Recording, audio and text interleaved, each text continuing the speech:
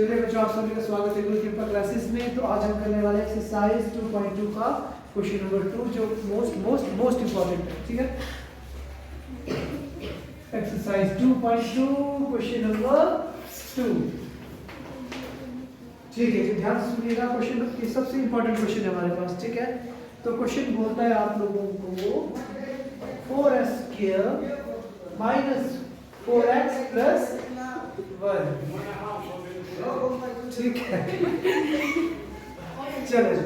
अब क्वेश्चन क्या बोलता है हम लोगों को? क्वेश्चन बोलता है कि सबसे पहले आप लोगों ने क्या करना है, नंबर ऑफ जीरोस को कैलकुलेट करना है। ठीक है जी, उसके बाद सम ऑफ जीरोस, उसके बाद प्रोडक्ट ऑफ जीरोस। ठीक है, तो देखते हैं जरा। सबसे पहला काम होता है s की वैल्यू, सम की वैल्यू कोएफिशिएंट ऑफ s कितना है हमारे पास? यस, -4। प्रोडक्ट की वैल्यू कितनी है हमारे पास? Constant term multiply by coefficient of s square. s square का कोएफिशिएंट कितना हमारे पास? 4। कितना आ गया जी? 4। अब हमने दो नंबर ऐसे सोचने हैं जिनको मल्टीप्लाई करूं तो कितना आना चाहिए हमारे पास? +4, और ऐड करूं तो कितना आना चाहिए? -4। अब लगाओ दिमाग में, क्या होगा? अब 4 किसके टेबल में आता है? हमारे 4 आता है जी हमारे टेबल में। 4 1 जा 4, 2 2 जा 4। यही होता है ना, दिमाग लगाना। अब देखो 1 में 4 ऐड करूं या 4 में 1 ऐड करूं या कुछ माइनस करूं, क्या मुझे 4 मिलेगा? नहीं मिलेगा। 2 में 2 ऐड करूं, क्या 4 मिलेगा? मिलेगा, बट मुझे 4 कैसा चाहिए? माइनस। तो इसका मतलब दोनों के दोनों नंबर मुझे कैसे लेने पड़ेंगे? माइनस के। -2 + 2 क्या हो जाएगा? तो -2 प्लस 4 हो जाएगा। प्लस का 4 भी मिल गया, सॉरी, माइनस का 4 भी मिल गया हम लोगों को। और जब हम मल्टीप्लाई करेंगे तो माइनस माइनस प्लस, तो क्या आ जाएगा हमारे पास? +4। क्लियर है बात? कहने का मतलब ये हुआ कि हमने क्या लिया, एक -2 लिया, दूसरा भी -2 लिया, तो क्या आया हमारे पास? माइनस माइनस +4, और साइन लगेगा बड़े नंबर का। अगर दोनों इसलिए में तो साइन क्या लगा हमारे पास? माइनस का, है ना। -2 मल्टीप्लाई बाय -2 हाउ मच? +4। यही चाहिए था ना मैं, बस। सबसे मेन और सबसे मुश्किल काम यही है हमारे पास, इन दो नंबर्स को प्रेडिक्ट करना। ठीक है, इसके बाद तो क्या है? इसके बाद जो पहला नंबर था उसको एज इट इज लिखना, बीच वाले को हम कैसे लिख देंगे? इस तरीके से। समझ में आया? अब हमें क्या करना है, इन दोनों में कॉमन लेना और इन दोनों में कॉमन लेना। आई बात समझ में? तो क्या है हमारे पास? देखो 4s इधर भी है, 4s can be written as 2 2 जा 4 s into s minus 2s minus 2s plus 1। देखो इन दोनों में क्या कॉमन और इन दोनों में क्या कॉमन? सॉरी, हमने देखना है कि इसमें क्या कॉमन और इसमें क्या कॉमन है हमारे पास। 2s इधर भी दिख रहा है सबको, दिख रहा है ना, यहाँ पे और यहाँ पे। अंदर क्या बचा हमारे पास? 2s minus 1। अब यहाँ पे क्या कॉमन आ गया? -1 कॉमन आ गया। अंदर क्या रहेगा? 2s, और क्या आ जाएगा? माइनस। क्यों? मैंने माइनस साइन कॉमन लिया, तो माइनस साइन कॉमन होगा, अंदर वाले का साइन क्या हो जाएगा? प्लस का। आई बात समझ में? देख लेती बात है ना, चला जाए बात। तो क्या है हमारे पास यहाँ पे? 2s -1 और 2s -1। So number of zeros, तो क्या है बच्चों हमारे पास? नंबर ऑफ जीरोस क्या है?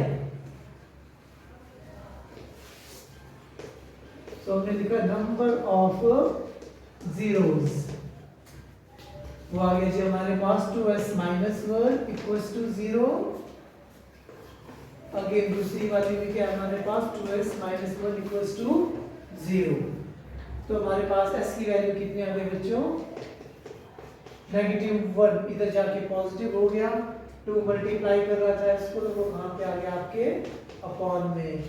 तो देखिए नंबर ऑफ जीरोस कौन कौन से आ गए हमारे पास? 1/2 और 1/2। समझ में आया? अब इसके बाद अगला काम क्या था? अब हमने कैलकुलेट करना है आपका sum of zeros. Sum of zeros means जो भी जीरोस एक्स एस की वैल्यूज आई उनको आपस में ऐड कर दो, हाफ प्लस हाफ इज 1। ठीक है जी। अब हमने क्या निकालना है जी, product of zeros. Product of zero is how much, 1/2 multiply by 1/2 कितना आया 1/4। सोना नहीं है, बोलना भी है। ठीक है जी। तो लास्ट इज वेरिफिकेशन। अब हमें क्या करना है, वेरीफाई करना है इसको। तो सबसे पहले सम ऑफ जीरोस, याद है किसी को फॉर्मूला क्या था, sum of zeros yes minus B upon A. Good. तो अब b की वैल्यू कितनी है हमारे पास, यहाँ पे हम लिख देंगे ax² plus bx plus c। अब ध्यान से देखो b की वैल्यू कितनी है हमारे पास, बोलो जोर से, -4। b के पास पहले ही माइनस है, उस माइनस को लगाया, उसके बाद क्या किया हमने, b की वैल्यू को डाला दिया।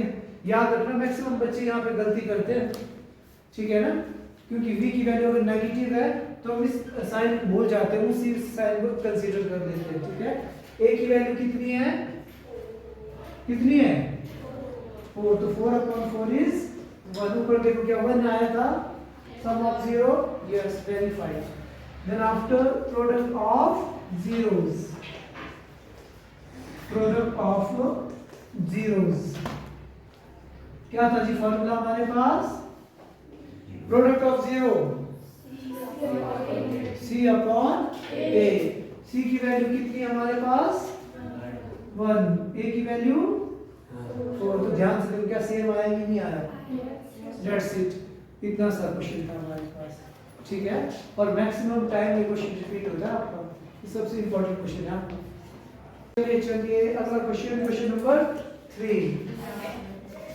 तो question number 3 says what, 6x² minus 3 minus 7x।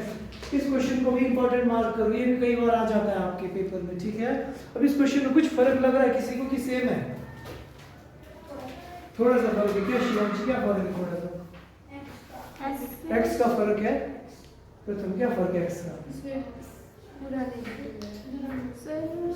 इससे पहले जितने भी क्वेश्चन हमने किए थे वहां पे x फेल होता था ना पहले, यहाँ पे भी है, क्योंकि यहाँ तो कुछ फर्क नहीं है ना। उसके बाद अगला क्या होता था, कांस्टेंट टर्म कहाँ होता था,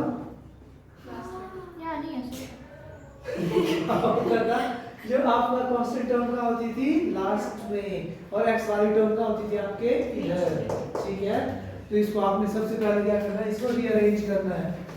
प्रीवियस क्वेश्चंस में इसको रीअरेंज करने की जरूरत नहीं थी, बस यही फर्क है इस क्वेश्चन में। समझ में आया। जो स्टैंडर्ड क्वाड्रेटिक इक्वेशन क्या बोलते हैं, सबसे पहले x की पावर 2, उसके बाद x की पावर 1, उसके बाद कांस्टेंट टर्म लिखनी है आपने। ठीक है जी, समझ में आया। अब इसको फास्ट करते हैं। ठीक है जी। अब सोचो s की वैल्यू कितनी है हमारे पास, -7 और 7 -7, और प्रोडक्ट की वैल्यू कितनी है -18। अब दो नंबर ऐसे सोचो जिनको मल्टीप्लाई करने पर मुझे कितना मिल जाए, 18 आ जाए। 2 9 18। हाँ जी, 2 9 18। 2 9 18 वैल्यू, और 9 2 18। 9 2 18, 9 2 की बात है। इसके अलावा बोलिए 18 1 18। 18 1 18। इसके अलावा एक और रह गया, 2 6 3 18। मतलब 3 4 3 मतलब 3 तरीके हैं इनके, मतलब 3 नंबर्स ऐसे हैं जिन मतलब 3 टाइप्स के नंबर्स हैं हमारे पास जिनको मल्टीप्लाई करने पे 18 मिल सकता है। सबसे पहले कनिका ने बोला 2 9 18। अब ध्यान से सुनना, 9 में अगर मैं 2 माइनस कर दूं क्या मुझे 7 मिलेगा, यस सर। कैसे पॉसिबल, मैं 2 माइनस करेंगे तो कितना आएगा हमारे पास 7। आई बात समझ में। ठीक है। अब 2 को क्या बोलते हैं, 2 को 9 से मल्टीप्लाई करूंगा 18 मिलेगा। इसका मतलब जो रिक्वायर्ड नंबर्स है हमारे पास वो 2 और कौन होंगे, 2 और 9 होंगे। ठीक है। बट अब देखो आंसर में हमें 7 कैसा चाहिए, पॉजिटिव की नेगेटिव, नेगेटिव। इसका मतलब बड़ा नंबर कैसा होगा हमारा, नेगेटिव, छोटा नंबर पॉजिटिव। इनको मल्टीप्लाई करूंगा तो प्लस माइनस 9 2 18। पता लग गया ना रिक्वायर्ड नंबर हमें क्या चाहिए। That's it. तो लिखिए तो आ जाएगा 6x स्क्वायर क्या बोलते हैं minus 9x plus 2x minus 3। समझ में आया? आप 2 को भी पहले लिख सकते हो, मैंने 9 को पहले लिख दिया, कोई फर्क नहीं पड़ता इसमें, ठीक है, आपकी मर्जी है। मैं डायरेक्ट कर रहा हूँ। क्या 3 के टेबल में 6 आता है? Yes, sir. नहीं आता प्रियांशी? आता है? उसके बाद 9 Yes, sir. आता है, ठीक है। इट मींस हम 3x को कॉमन ले सकते हैं, तो अंदर क्या बचा 2x माइनस 3। समझ में आया? अब की बार मैंने एक स्टेप खाली आप लोगों का, मैंने क्या किया 6 को तोड़ के नहीं लिखा, 2 3 जा 6 3 3 जा 9 नहीं, मैंने डायरेक्टली क्या कर दिया कॉमन ले लिया, ठीक है। समझ में आया ना? अगर आपको इस तरीके से डायरेक्ट समझ में नहीं आता तो जैसे हम पहले कर रहे थे ना, तोड़ तोड़ के लिखना आपने। अब इन दोनों में क्या कॉमन है? अगर कुछ कॉमन ना हो तो हम क्या मान के चलते हैं 1 कॉमन। और एक इस चीज का ख्याल रखना, ये दोनों सेम आने चाहिए हमेशा, एक पॉजिटिव एक नेगेटिव नहीं चलेगा, नेगेटिव तो दोनों नेगेटिव आने चाहिए। तो ये आ गया 3x प्लस 1 2x माइनस 3। सो अब इसके बाद हम क्या करते हैं, इस इक्वेशन को 0 के बराबर इक्वेट कर लेते हैं और इसको भी 0 के बराबर इक्वेट कर लेते हैं। तो हमारे पास x की वैल्यू कितनी आई? अगर इसको 0 के बराबर करूंगा, पॉजिटिव 1 इधर जाके क्या हो जाएगा नेगेटिव 1, ये 3 नीचे आके क्या हो जाएगा अपॉन में आ जाएगा। समझ में आया? भूमि का पता लगा, ठीक है जी। अगला क्या था, अगेन ये नेगेटिव 3 इधर आके क्या हो जाएगा पॉजिटिव 3 और ये अपॉन में आके क्या अपॉन में आ जाएगा, इक्वल टू इधर आके अपॉन में। समझ में आया? आ गया जी, ठीक है जी। Sum of zero minus 1 upon 3 plus 3 upon 2। अब मैंने पढ़ा है कि डिनोमिनेटर में कभी भी प्राइम नंबर्स आ जाए तो हम क्या करते हैं, अगर प्राइम नंबर्स आ जाए तो हम क्या करते हैं सीधा डायरेक्ट हम क्या करेंगे, इसको इसके साथ मल्टीप्लाई, इसको इसके साथ क्रॉस मल्टीप्लाई, ठीक है। एलसीएम लेने की जरूरत हमें नहीं है। तो कितना आ जाएगा जी क्रॉस मल्टीप्लाई किया तो -2 1 2 प्लस 3 3 9 3 2 6। समझ में आया? एलसीएम लिया मैंने और डायरेक्ट कर दिया। अगर कोई भी कुछ और लिखता हुआ पाया गया ना, फिर देख लेना क्या होगा उसके साथ, ठीक है। तो 9 में 2 माइनस करूंगा तो क्या आ जाएगा हमारे पास 7 अपॉन 6। समझ में आया क्या किया मैंने, ठीक है। 2 से इसको मल्टीप्लाई किया, 3 से इसको 2 1 2 3 3 9, ठीक है। तो इसका मतलब सम कितना आना चाहिए हमारे पास 7 अपॉन 6 और product of zeros means -1 upon 3 multiply by 3 upon 2। अब देखो 3 1 3, आंसर कितना है -1 अपॉन 2। पता लग रहा है ना आपको? वेरिफिकेशन करूंगा तो -b। अब इक्वेशन ये हो गया हमारी ax square plus bx plus c, ठीक है। b की वैल्यू कितनी है? -7, यस। तो माइनस का माइनस और साथ में 7 और a की वैल्यू कितनी है हमारे पास 6। तो आंसर क्या आ गया हमारे पास 7 अपॉन 6। ऊपर देखो क्या सेम है, ठीक है जी। और c ओवर a, c की वैल्यू कितनी है -3, कितनी है -3। तो कितना आंसर आया -3 upon 6 which can be written as -1 upon 2। ध्यान से देखो ऊपर भी इतना ही था कि नहीं था? It means हमने जो प्रिडिक्ट किया, जो फाइंड किया वो बिल्कुल सही है।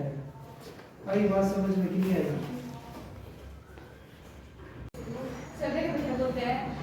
चलिए question number 4। Question number 4 is 4u square plus 8u, ठीक है। अब ये क्वेश्चन और अलग है हमारे पास, कुछ अलग दिख रहा है इस क्वेश्चन में। u तो u में चलो u अलग है, u के अलावा प्लस 6 और यहाँ पे 6 पर 2 टर्म्स 84 नहीं है, चाहिए 84 मत समझना इसको। 8u है, इसमें कांस्टेंट टर्म नहीं है। जब कांस्टेंट टर्म नहीं है तो हमें s और p कैलकुलेट करने की जरूरत नहीं है। हम डायरेक्ट क्या करेंगे, 4 को मैं लिख सकता हूँ 2 into 2 u into u। 8 can be it as 2 to the 4, 4 to the 8. समझ में आई यहाँ तक? देखो इनमें इन दोनों में क्या कॉमन दिख रहा है आप लोगों को? 2 to the 4, 2 to the 4 common दिख रहा है और हमें u दिख रहा है। तो यहाँ क्या बच गया? u plus 2 है कि नहीं? बिल्कुल है। तो अब इसके बाद हम क्या करेंगे? सीधा ही नंबर ऑफ जीरोस को कैलकुलेट कर देंगे। तो वो क्या होता था? इस वाले फैक्टर को 0 के बराबर और दूसरे वाले फैक्टर को 0 के बराबर। तो u की वैल्यू कितनी आ जाएगी? 0/4 इज हाउ मच? 0/4 किसके बराबर होता है? किसके बराबर होता है? 0/4 भाई। 0 को किसी नंबर से मल्टीप्लाई करो, डिवाइड करो, हमेशा आंसर क्या आता है? 0। ठीक है, जब सम ऑफ जीरोस मींस 0 प्लस 0 में -2 ऐड करूंगा, आंसर कितना आएगा? +2 नहीं आएगा? नहीं, -2। Product of 0 is 0 multiply by -2 कितना आएगा? -2 कि 0? 0। अब वेरीफाई करके देखो -b/a, तो ये क्या हो जाएगा? ax² plus bx plus c। ठीक है जी। v की वैल्यू कितनी है? कितनी है?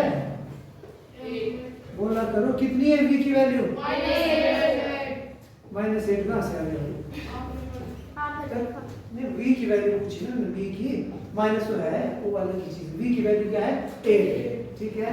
अच्छा जी, a की वैल्यू कितनी है? 4। खड़े नहीं बैठते हैं ना सुबह सुबह, फर्स्ट पीरियड में थके हुए सारे ना। 4 1 जा 4, 4 2 जा 8, तो -2 सेम आया। c की वैल्यू कितनी है बताओ? c की वैल्यू कुछ नहीं है, तो क्या होगा यहाँ पे? 1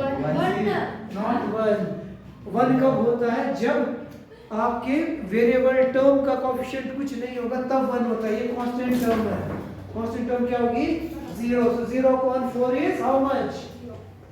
0। सेम आया कि नहीं आया? That's it.